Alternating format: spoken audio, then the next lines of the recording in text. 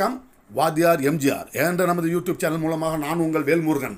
இன்றைக்கு சென்னையில் பகுதி நேர ஆசிரியர்கள் இசை, ஓவியம், கணினி, தையல் உள்ளிட்ட 8 துறைகளைச் சேர்ந்த பகுதி நேர ஆசிரியர்கள் திமுகவின் தேர்தல் அறிக்கையின் 181 எங்களையெல்லாம் பணி நிரந்தரம் செய்வோம், ஆட்சிக்கு வந்த 100 நாட்களில் என்று வாக்குறுதி கொடுத்தீர்களே, அதை செய்தீர்களா என்று ஆக்ரோஷமாக ஆவேசமாக பாதிக்கப்பட்டவர்கள் குரல் இன்றைக்கு ஓங்கி ஒலிக்கிறது.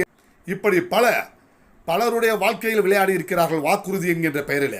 நிச்சயமாக இந்த பகுதி நேர ஆசிரியர்களுடைய கோரிக்கையின் நியாயத்தை உணர்ந்து திமுக அரசு அவருடைய பணிகளை நிரந்தரம் செய்வதற்கு உரிய நடவடிக்கை மேற்கொள்ள வேண்டும்.